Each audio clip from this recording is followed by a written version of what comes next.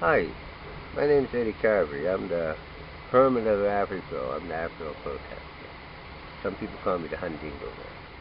Welcome to Africville. When I was growing up in Africville, we had our own school. As a matter of fact, we're stepping on the school grounds now. We had our own church. We had a dance hall. We had our own post office. And what gave credit to our post office was the fact that we had our own stamp saying Africville, Nova Scotia. We had stores. We had a beautiful, loving community, an open-door community where everybody was a part of the family. It was like one big family in Africville. And we prospered right up to the time when the city of Halifax decided to create a poverty state, and they did it to us in Africville. They created a poverty, they poisoned, we had wells, we drank out of well water. But after the city came into Africville and they introduced us to the dump and other poison materials, that our well water was poisoned, and they decided that we couldn't stay in Africville. They took our community. We were scared to death. As people in our community, we were safe, and we knew each other, and like I said, we felt very secure. We felt like we were as a community.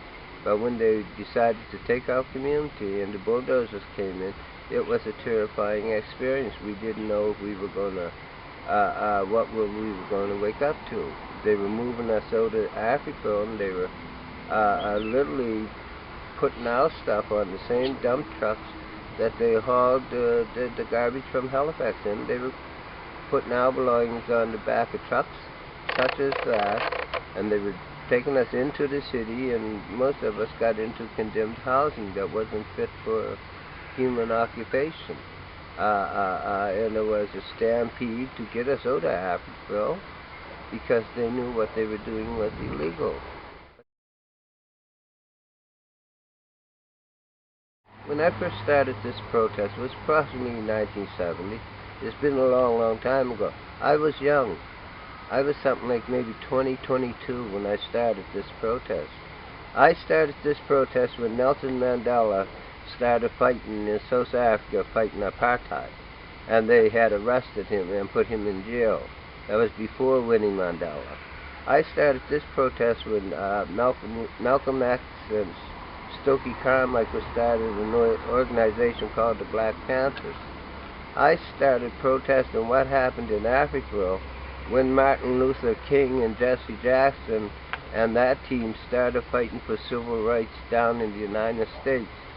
When they started burning the United States, the Black Panthers started burning the United States, and it was all the unrest down in the southern states, I started to protest what happened to my community. They had just bulldozed it. They had just taken our society, and they did it illegally. I thought that if I started to protest as to what they did to Africville, that other people would want to right the wrong and be a part of the protest. I thought it might take me maybe 3 months or a summer to get the results from protesting, but evidently it didn't happen like that.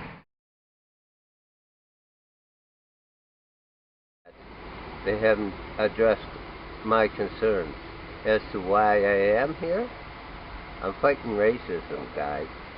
That's my whole purpose. I'm here. I'm looking for a public inquiry, individual compensation. I think everyone should be compensated that had to live in Africville when I went through the Africville experience.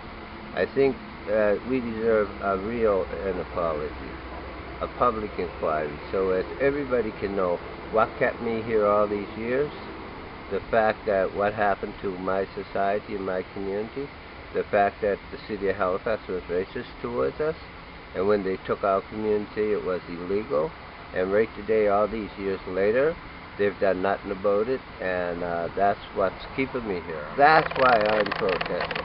That's what keeps me here.